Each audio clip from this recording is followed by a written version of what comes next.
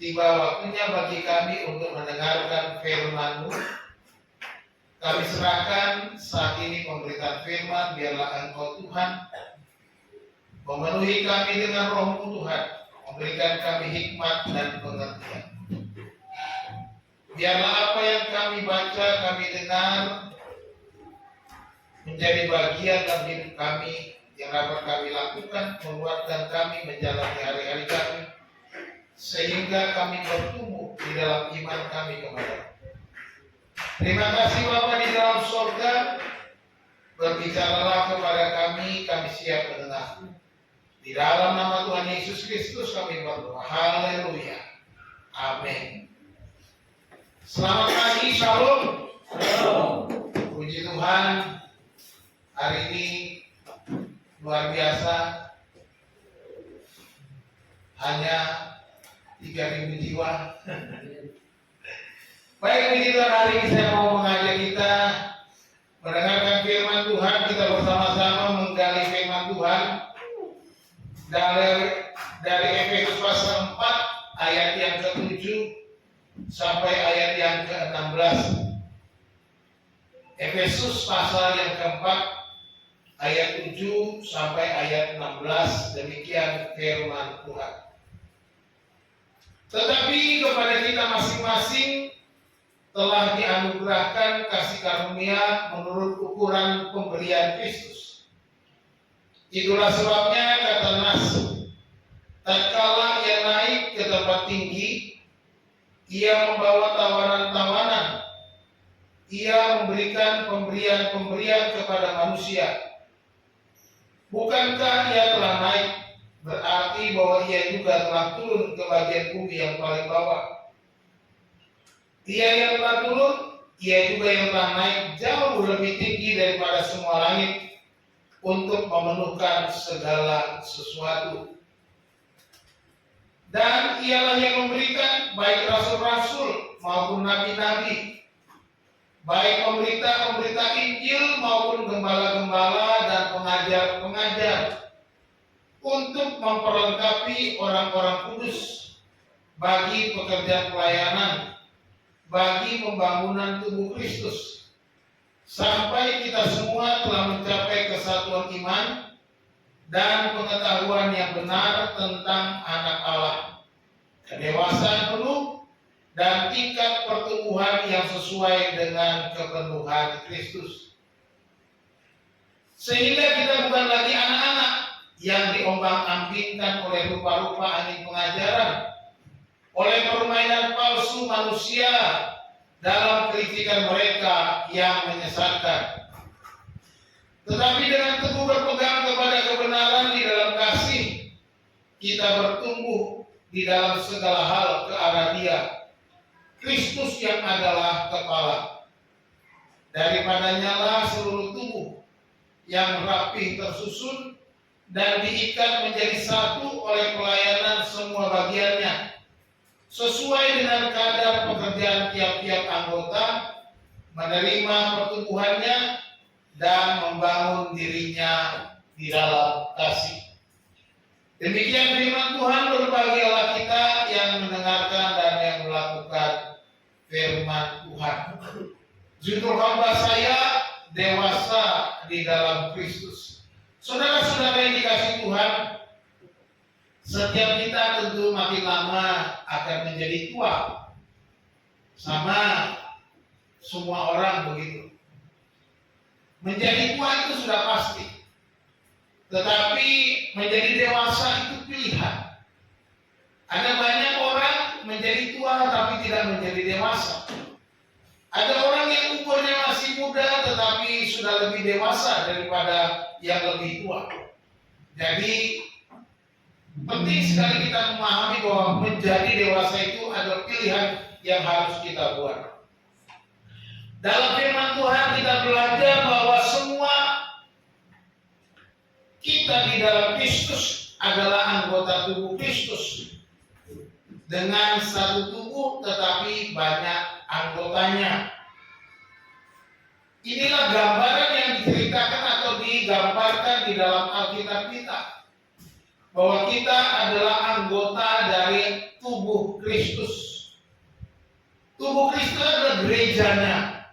Gerejanya yaitu kita orang-orang yang percaya. Itulah tubuh Kristus. Jadi gereja bukan gedung. Gereja bukan organisasi. Tetapi gereja adalah kumpulan orang-orang yang sudah percaya kepada Yesus Kristus. Bapak Ibu Saudara dikasih Tuhan, tentunya kita sebagai orang tua akan merasa bersukacita dan bangga ketika melihat anak-anak kita bertumbuh, menjadi besar dan menjadi dewasa. Setiap orang tentu mengharapkan anak-anaknya tidak lagi kekanak-kanakan atau terus manja atau terus bergantung kepada orang tuanya. Tetapi kita ingin setiap anak menjadi lebih dewasa. Firman Tuhan hari ini kita belajar bahwa setiap kita dapat bertumbuh menjadi dewasa di dalam Tuhan Yesus Kristus. Setiap kita ada 3 hal yang harus kita ingat. 3 alasan kita bisa menjadi dewasa di dalam Kristus. Kita sudah membaca Efesus pasal 4 tadi ayat 7 sampai 16 yang memberikan kita jaminan bahwa kita dapat menjadi dewasa di dalam Kristus. Apa saja yang dapat membuat kita menjadi dewasa? Yang pertama, firman Tuhan katakan kita diberikan anugerah menurut ukuran Kristus. Ayat yang ke-7 dan ayat 8 di sana dikatakan, tetapi kepada kita masing-masing, perhatikan, kepada kita masing-masing, artinya setiap anggota tubuh Kristus, setiap anggota jemaat telah dianugerahkan, perhatikan, telah dianugerahkan kasih karunia menurut ukuran pemberian Kristus.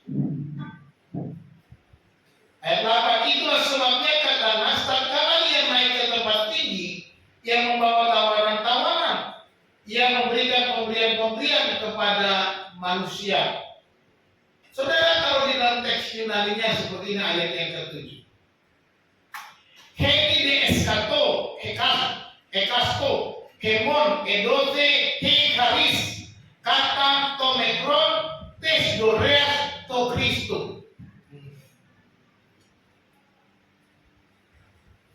Ini artinya ada tanda pernapasan. Bacanya hemi. Ya. Ini ada satu, ada one. D itu tetapi atau kata hubung, ya, kata konjungsi.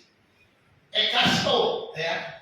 Setiap kita, setiap orang ini satu hal, tetapi satu hal dari setiap kita, setiap hemon kita itu hemon.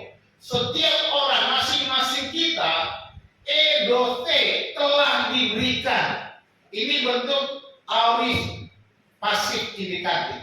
Jadi edote telah diberikan. Aorist itu artinya sesuatu yang sudah terjadi atau past tense kalau dalam bahasa Inggris. Bentuk masa lampau. Jadi ini telah diberikan dalam bentuk kata pasif. Apa yang diberikan? He charis. Telah diberikan anugerah. Charis. Ya.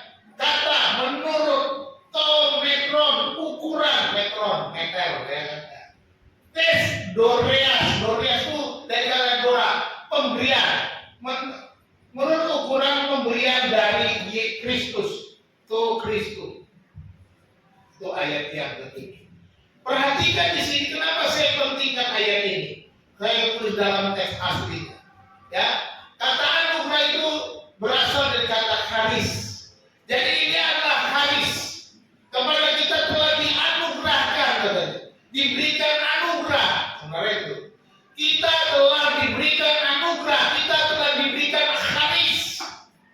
Charis itu apa? Charis itu pemberian cuma-cuma kepada orang yang tidak layak menerimanya. Inilah charis. Kita telah diberikan anugerah. Anugerah apa? Anugerah yang paling besar adalah keselamatan kita. Kenapa? Ini adalah titik awal supaya kita bisa menjadi, artinya kita menjadi manusia baru. Artinya ketika kita dilahirkan baru, ketika kita menerima anugerah itu, kita punya potensi bertumbuh menjadi dewasa. Ketika seorang anak belajar untuk berdiri, belajar untuk berjalan, dan terus berlatih dan sebagainya sampai dia menjadi dewasa. Ini dikatakan kita juga demikian. Kita sudah menerima karis, kita sudah diberikan karis, diberikan anugerah, yaitu keselamatan, kelahiran baru, di mana kita menjadi seorang yang percaya kepada Yesus. Kita sudah diperlengkapi dengan anugerah. Jadi tidak ada alasan untuk tidak bisa bertumbuh. Karena apa? Anugerah ini memberikan kita hidup. Memberikan kita hidup, yaitu hidup yang kekal. Ketika kita memiliki hidup, berarti kita bisa bertumbuh. Kita bisa menjadi dewasa. Jadi ini adalah pemberian. Bukan karena kita cakap, bukan karena kita baik, bukan karena kita punya jasa kepada Tuhan. Bukan itu yang membuat kita mendapat anugerah. Tetapi ini pemberian Allah semata-mata. Efesus pasal 2 ayat 8 dan 9. Ini adalah pemberian Allah. Tidak ada yang dapat kita sombongkan. Tidak ada yang bisa kita banggakan dari diri kita supaya kita menerima anugerah yang besar itu. Itu pemberian Allah. Jadi kita bisa menjadi dewasa karena ada anugerah Allah. Kita bisa bertumbuh karena ada anugerah Allah, ada karis. Ini yang Tuhan. Tidak ada alasan bagi kita untuk tidak bertumbuh. Kecuali karis itu tidak ada pada kita. Kecuali kita belum lahir baru. Ya kita tetap menjadi mati saja. Tidak akan pernah bertumbuh. Biji. Ya. Kalau saudara makan mangga yang matang tentunya, ada bijinya. Saudara simpan tuh biji di tempat kering, dia akan kering saja. Dia akan tetap tidak mengalami pertumbuhan. Supaya mangganya tumbuh bagaimana? Dia harus ditanam, dia harus mati, kemudian bertumbuh. Yesus mati untuk kita supaya bisa menumbuhkan tunas yang baru. Supaya kita bisa hidup, kita juga harus mati oleh dosa-dosa kita. Kita harus mau mati oleh karena pelanggaran kita. Mati artinya kita mau mengakui dosa kita di hadapan Tuhan. Kita harus mati supaya kita bisa memperoleh hidup yang kekal itu, memperoleh anugerah, memperoleh karis itu, ya, dari Tuhan. Jadi kita harus mau. Dikatakan bahwa anugerah itu diberikan menurut pemberian, menurut ukuran Kristus. Mikron, makanya saya buat gambar meteran aja. Ada kadarnya, ada ukurannya. Tiap-tiap kita mendapat pemberian. Ya anugerah menurut ukuran Kristus. Jadi bukan ukuran kita. Mari kita pikirkan ulang. Bagaimana ukuran Kristus? Kalau Kristus yang mengukur, ukurannya pasti tepat. Amin. Kalau Kristus yang mengukur, Kristus yang memberi sesuai dengan ukurannya, pasti ukurannya tidak pernah salah, tepat.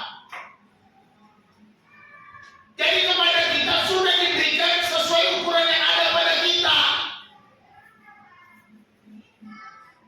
Ukuran itu tidak ada yang salah. Jadi tidak bisa dikatakan aku nggak bisa Pak, bertumbuh nggak bisa, aku jadi orang bisa. Karena apa? Aku nggak bisa. Teman-teman, aku sudah berikan menurut ukuranku, kata Kristus. Artinya sudah tahu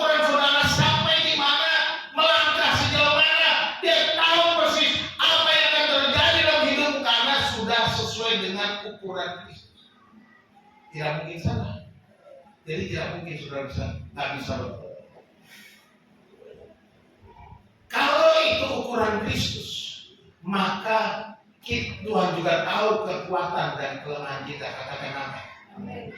Dia tahu kekuatan dan kelemahanmu karena dia tahu ukurannya seberapa yang saudara harus miliki, seberapa saudara jangkau.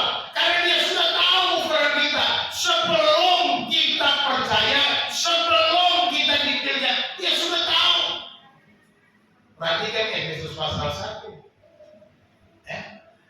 Kita sudah dipilihnya sebelum dunia dijadikan. Itu yang dilakukan. Sebelum dunia dijadikan, kita sudah dipilih dalam pengetahuan Allah, dalam kemahatauannya, dalam kemahakuasaannya. Tuhan sudah memilih saudara. Dan dia berikan kita anugerah menurut ukuran Kristus ini.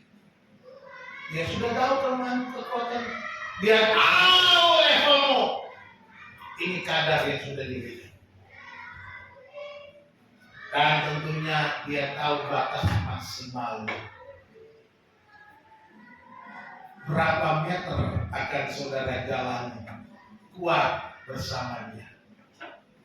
Jadi batas maksimal kita sudah ada pada Tuhan.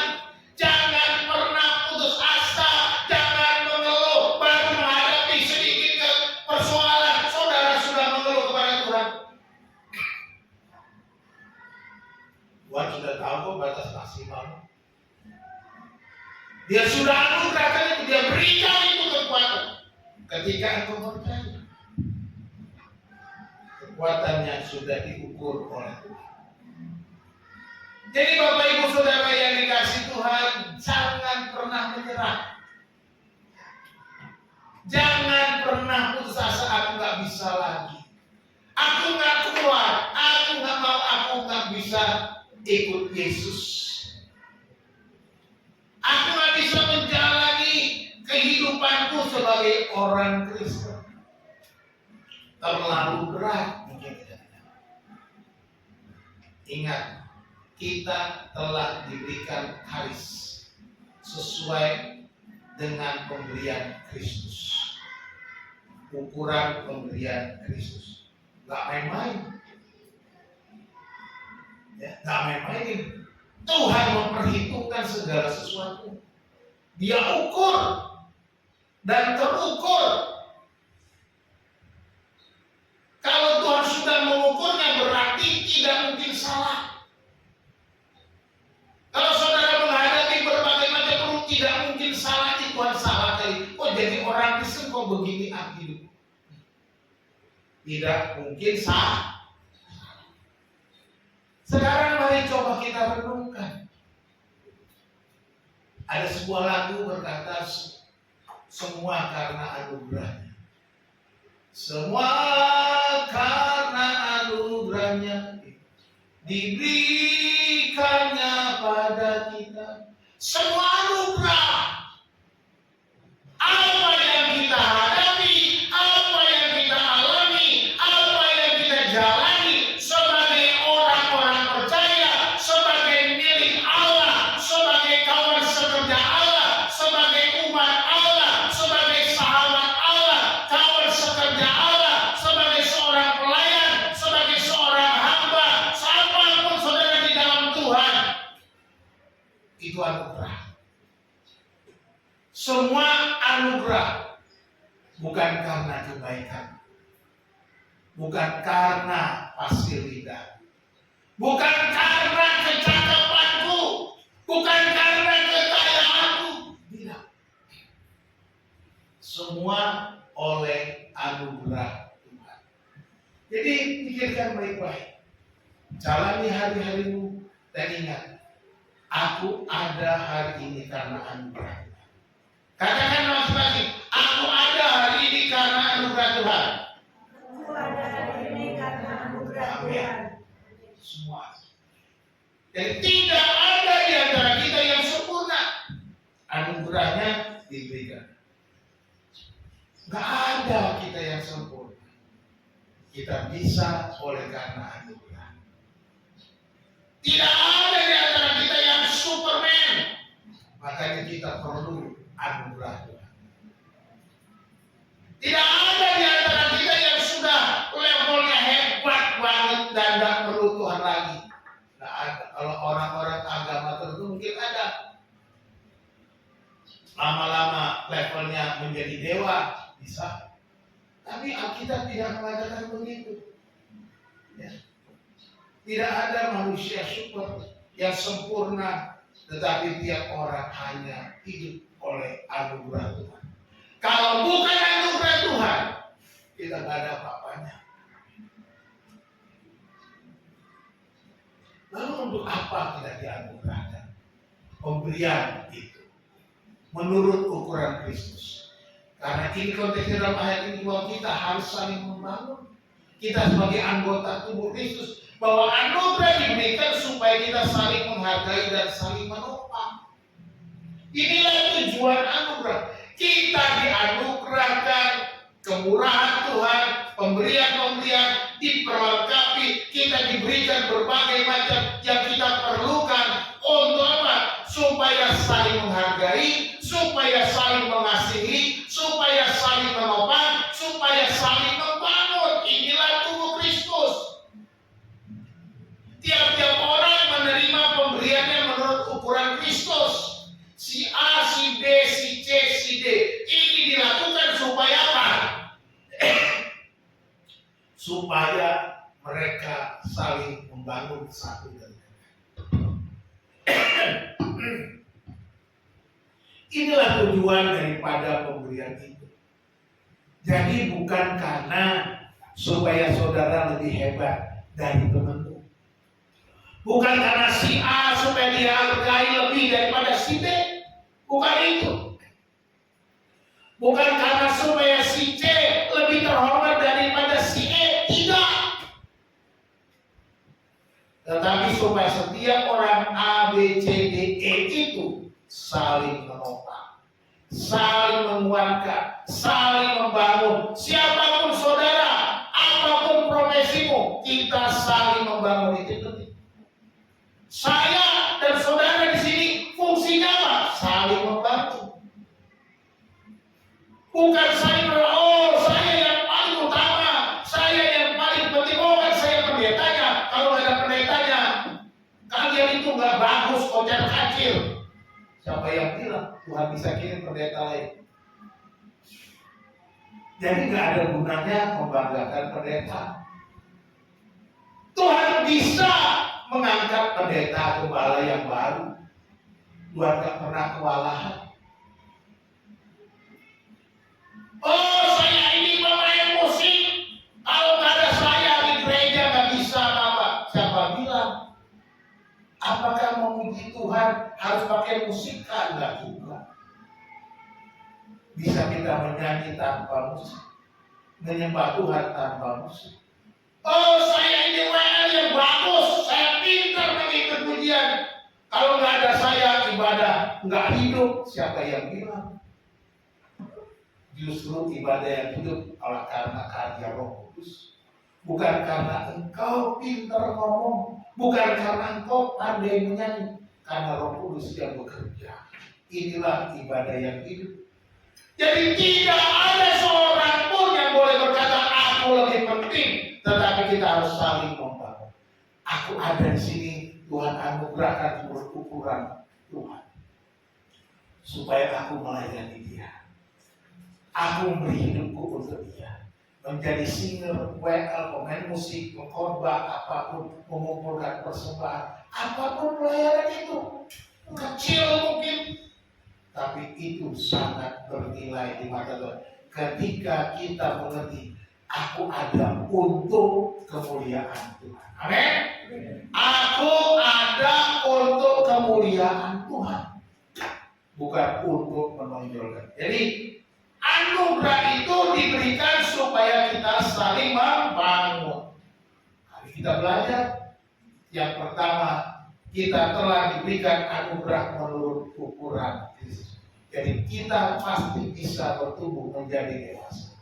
Yang kedua, kita diperlengkapi oleh pelayanan. Ya, ayat yang 11 dan 12 bilang, dan ialah yang memberikan baik rasul-rasul maupun nabi-nabi, baik pemberita-pemberita Injil maupun gembala-gembala dan pengajar-pengajar. Nah, perhatikan. Dia memberikan, tadi kan telah diberikan kepada kita pemberian-pemberian menurut ukuran Kristus. Inilah kita diperlengkapi pemberian, yaitu pemberi rasul, nabi, pemberita Injil, gembala, pengajar. Di situ disebut ada 5 jabatan. Untuk apa? Untuk memperlengkapi orang-orang kudus bagi pekerjaan pelayanan, bagi pembangunan tubuh Kristus. Jadi jelas, kalau kita bisa menjadi dewasa, sama apa? Sudah diperlengkapi dengan fungsi-fungsi pertumbuhan. Diberikan nabi, rasul, pemberita Injil, gembala, pengajar diberikan. Supaya apa? Supaya kita bertumbuh. Jadi Tuhan memperlengkapi kita dengan para rasul, nabi, pengajar, gembala.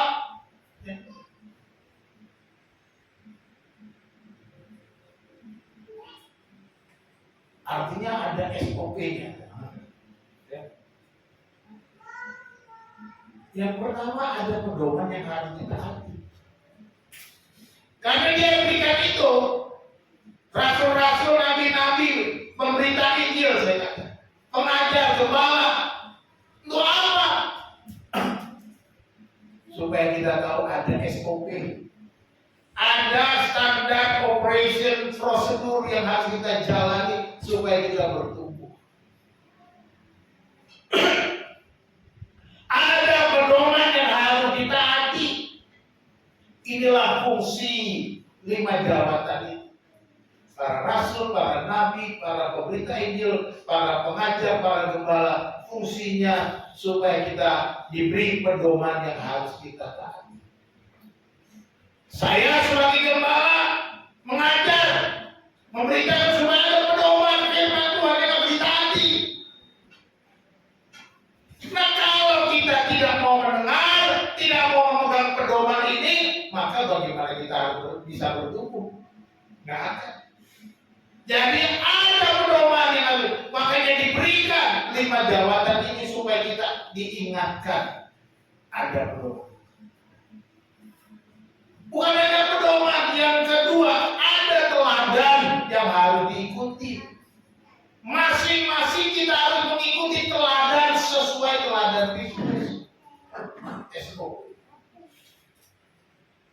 Jadi Tuhan memberikan kita rasul, nabi, pemberita Injil, pengajar, gembala supaya menjadi teladan bagi gerejanya. Supaya jadi contoh bagi gerejanya, supaya kita semua bisa bertumbuh. Dan yang ketiga, ada kebenaran yang harus dipertahankan. Kebenaran itu, saudaraku, dipertahankan. Kita sudah punya.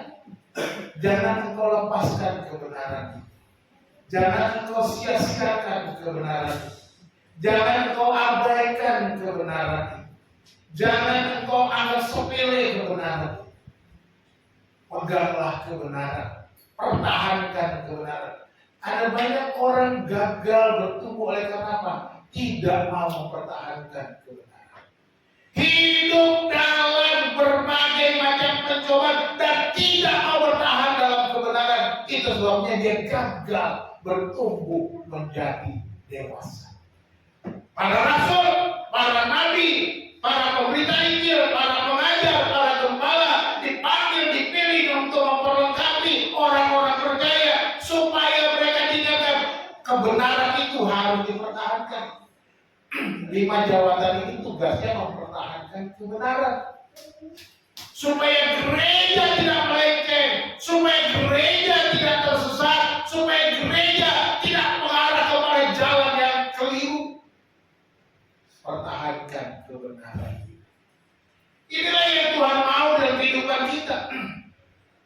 Dan sebagaimana dikatakan ayat yang ke-12, ada tujuan perlengkapan itu. Tujuannya memperlengkapi apa? Satu, untuk pekerjaan pelayanan. Kita diperlengkapi tujuannya untuk pekerjaan pelayanan. Artinya apa? Setiap orang dilatih, dididik dalam pelayanan. Para rasul, nabi, pemberita Injil, gembala, pengajar itu dipilih, diangkat supaya mereka melatih, supaya tiap-tiap orang terlibat dalam pekerjaan pelayanan. Ini yang harus kita ingat, bahwa tidak ada yang boleh berkata, aku gak mau melayani Tuhan, aku gak bisa, aku gak mampu. Enggak. Kita sudah belajar yang pertama tadi, kita sudah dianugerahkan. Yang kedua, kita sudah diperlengkapi. Apalagi yang kurang? Sudah ada perlengkapan yang Tuhan sediakan. Sudah ada rasul, nabi, pemberita Injil, gembala dan pengajar disediakan Tuhan supaya kita bisa melayani. Hanya apakah kita mau ambil keputusan? Ketika Tuhan katakan kamu harus melayani, dan kita berkata, ya Tuhan, aku mau melayani Engkau. Melayani lebih sungguh. Nyanyinya lebih gampang daripada melakukan. Itu yang seringkali terjadi. Tapi kita bersyukur kepada Tuhan, kita sudah diperlengkapi dan tidak ada alasan tidak bisa melayani. Dan yang kedua, tujuannya itu semua disediakan untuk pembangunan tubuh Kristus. Jadi supaya tubuh Kristus itu dibangun. Jadi kita semua adalah anggota Kristus yang harus bertumbuh, harus dibangun, harus menjadi dewasa, harus menjadi lebih kuat. Ini yang harus kita ingat dengan baik. Lalu dalam ayat yang ke-13 kita belajar ada jaminan dan sasaran yang diberikan kepada kita. Yang pertama dikatakan sampai mencapai kesatuan iman. Ayat kita diperlengkapi dengan para 5 jawatan itu supaya kita terus mencapai kesatuan iman. Satu iman di dalam Kristus Yesus. Satu kepercayaan penuh, bukan yang lain. Dan kemudian yang kedua, kita mencapai pengetahuan yang benar. Ini sasaran. Diberi 5 jabatan supaya kita punya pengetahuan yang benar. Yang ketiga, kedewasaan penuh. Yang keempat, tingkat pertumbuhan sesuai kepenuhan Kristus. Itu dikatakan di dalam ayat yang ke-13. Dikatakan ayat 13, sampai kita semua telah mencapai kesatuan iman dan pengetahuan yang benar tentang anak Allah, kedewasaan yang penuh dan tingkat pertumbuhan yang sesuai dengan kepenuhan Kristus.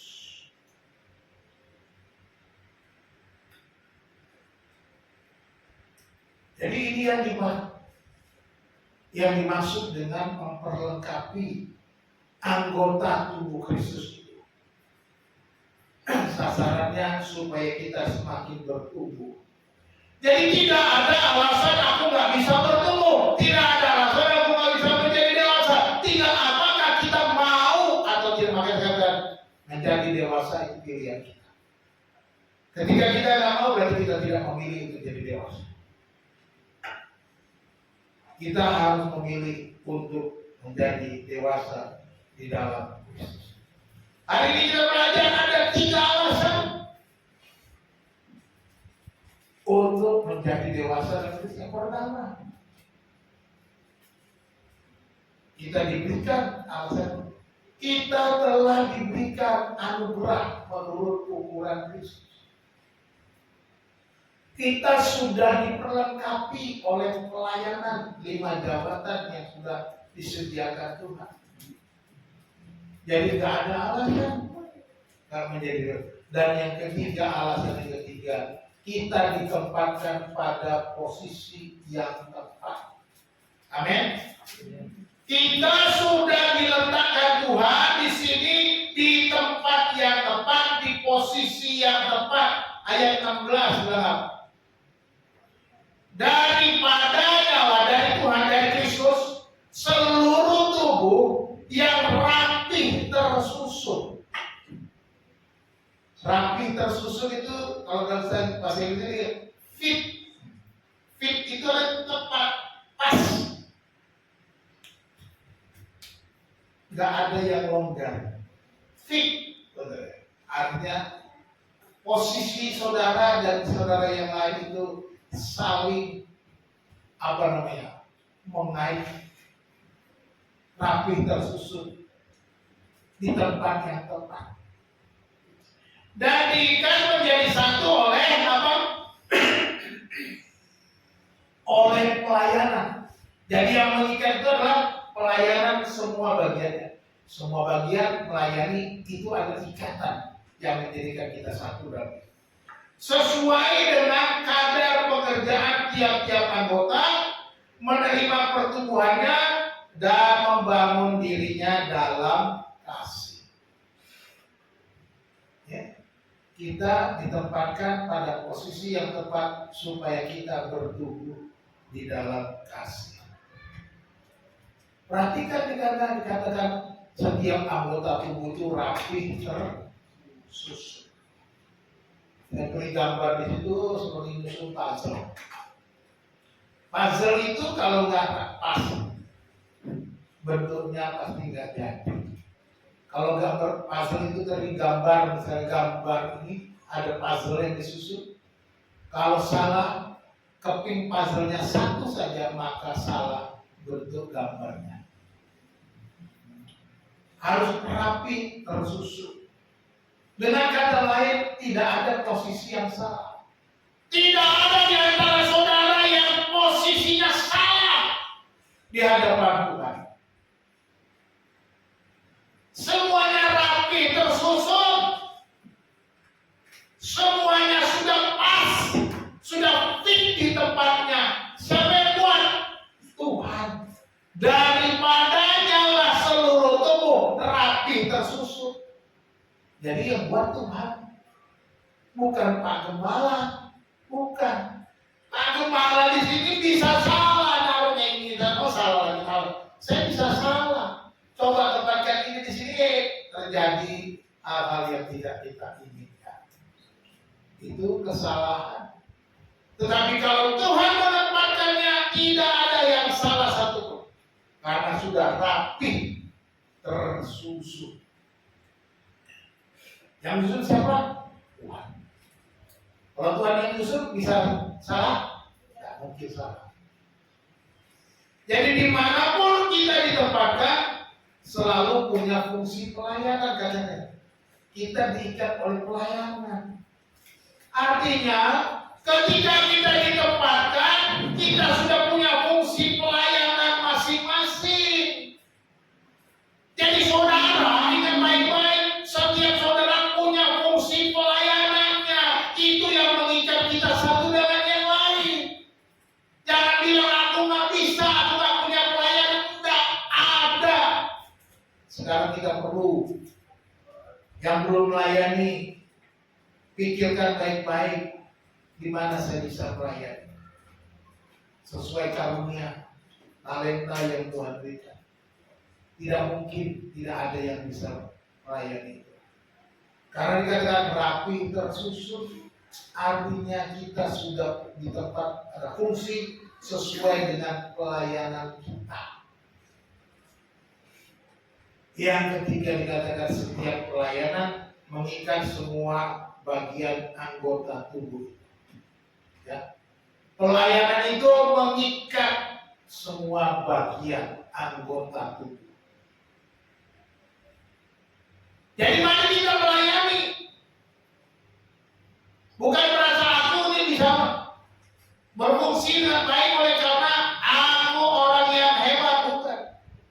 tapi karena ada ikatan yang Tuhan sudah berikan. Pelayanan setiap bagian. Jadi dia katakan setiap anggota melayani sesuai dengan kadarnya. Saudara ini gambar apa nih? Pak Yuni pasti tahu. Pak Yuni apa nih Pak Yuni? Mesin mobil. Oh, mesin mobil Pak, ya kan? Coba perhatikan mesin mobil. Setumpuk ini bisa menggerakkan seluruh mobil supaya bisa berjalan, supaya bisa operasional. Perhatikan baik-baik.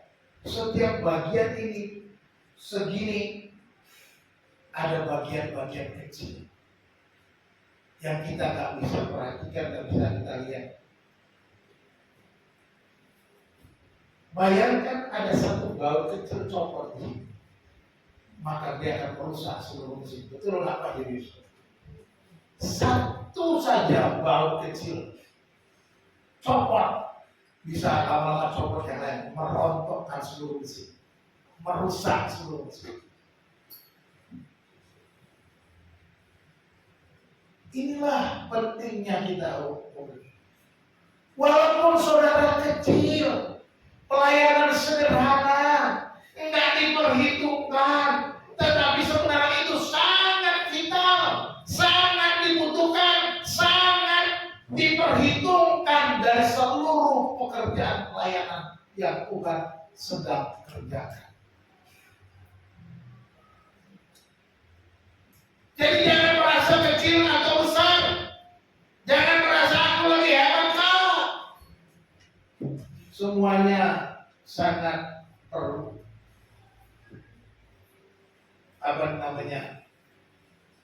ikatnya, belnya ini baik ada bel, ada baut, ada macam-macam, ada piston dan lain sebagainya. Semuanya kalau nggak ada belnya juga nggak bisa jalan juga. Putus belnya maka nggak bisa jalan mesinnya.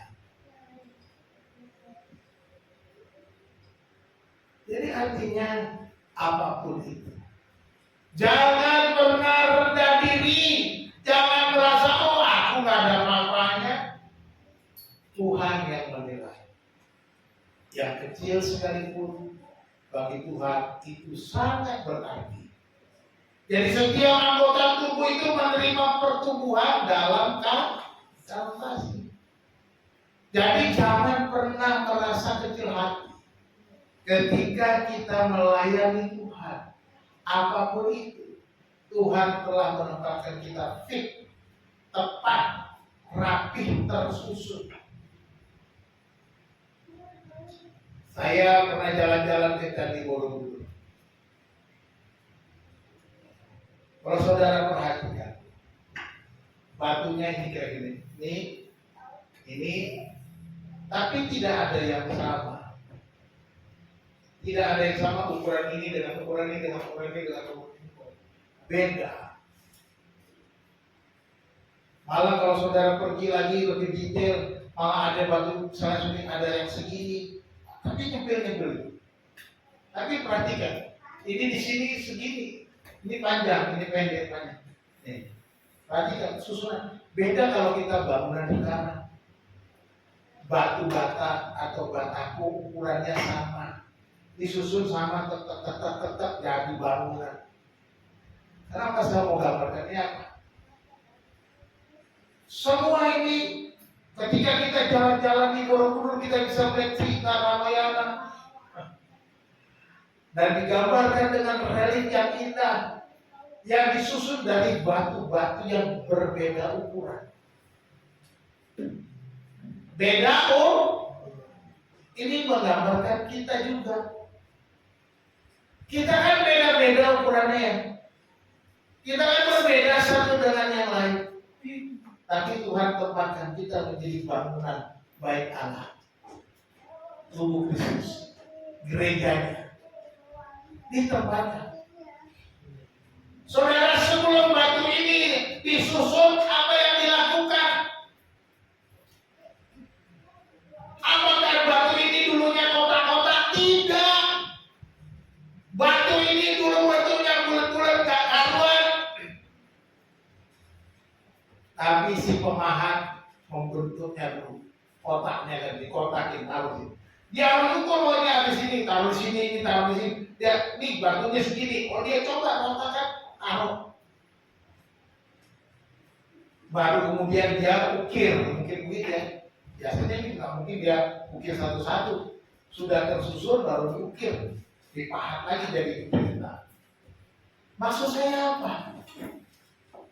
Kalau kita mau rapi tersusun, kalau kita mau tempatnya ditempatkan Tuhan, tempat dan fit di tempatnya, maka kita harus mau dibentuk, kita harus mau dipahat, kita harus mau dipecahkan, kita harus mau dipukuli,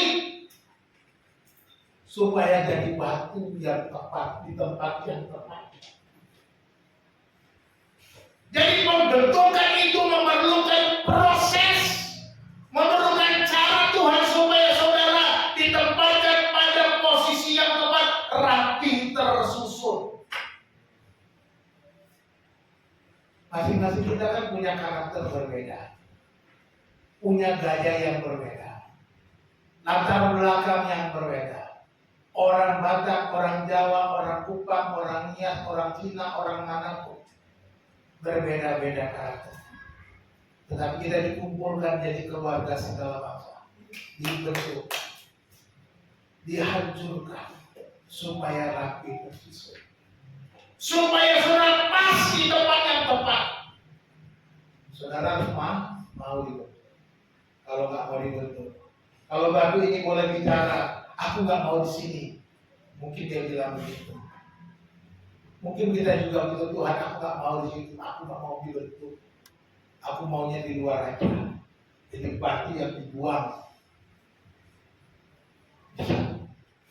Tetapi ini yang Tuhan kerjakan. Berilah dirimu dibentuk oleh Tuhan, berilah dirimu diproses oleh Tuhan, berilah dirimu dikuasai oleh Tuhan, berilah dirimu supaya engkau ditempatkan pada tempat rapi tersusun.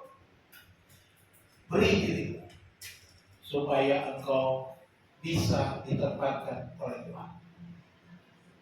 Jadi jangan pernah mengeluh ketika engkau melayani kok gak enak, ketika engkau beribadah kok gak enak, ketika engkau bersama-sama dengan kok rasanya kurang nyaman.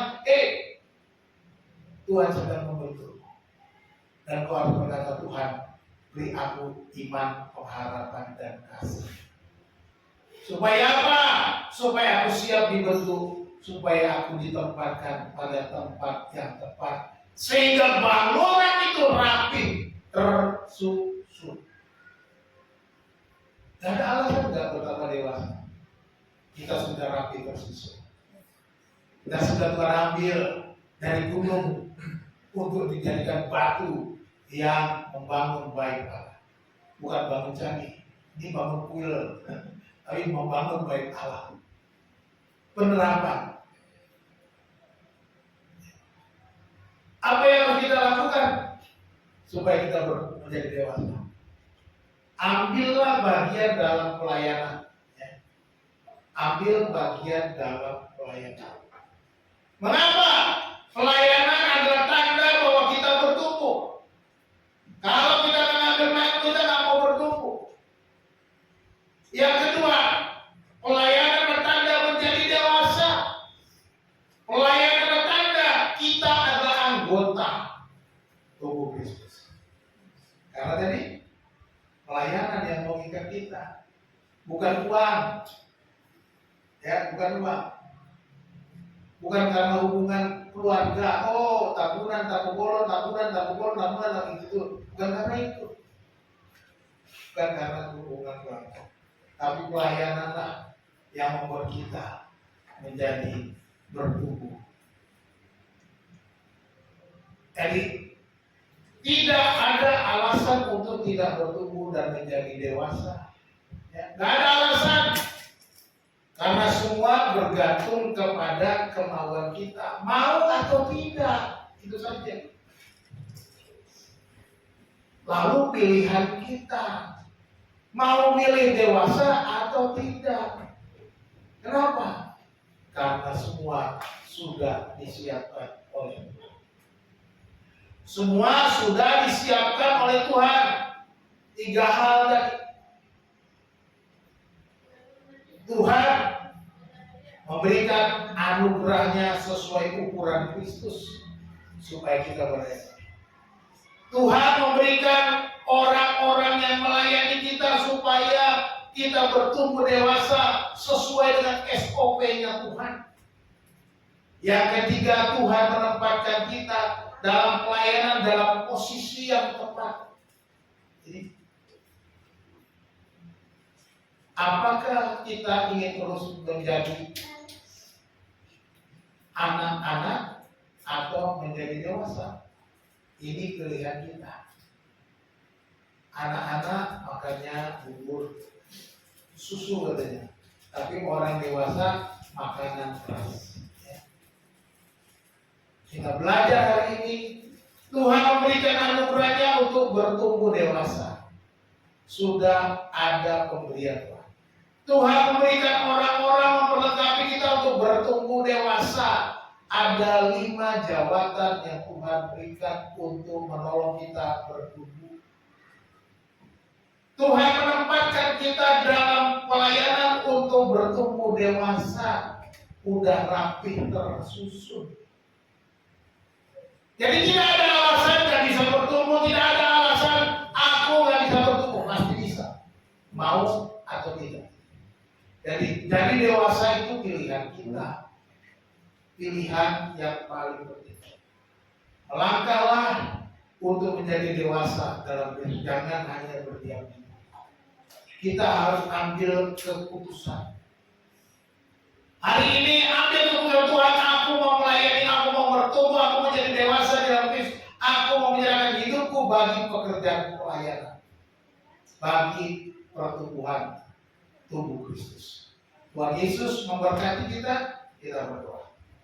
Bapa Surgawi, kami bersyukur, berterima kasih untuk firman Tuhan yang sudah mengingatkan kami bahwa kami dapat bertumbuh menjadi dewasa sebagai orang percaya. Karena Tuhan sudah memberikan kepada kami anugerah untuk kami bisa bertumbuh. Karena Tuhan sudah memperlengkapi kami dengan jawatan-jawatan yang Tuhan pakai untuk membangun kami satu dengan yang lain. Dan Tuhan yang menempatkan kami pada tempat yang tepat, rapi tersusun, dan kami diikat oleh pelayanan kami masing-masing. Ya Bapa, terima kasih untuk kebenaran firman. Biarlah Engkau terus menolong kami supaya kami ingat Engkau boleh mengambil keputusan untuk memberi hidup kami, memberi diri kami melayani Engkau. Terima kasih ya Tuhan. Kami serahkan doa permohonan kami di dalam nama Yesus Kristus Tuhan kami. Haleluya. Amin.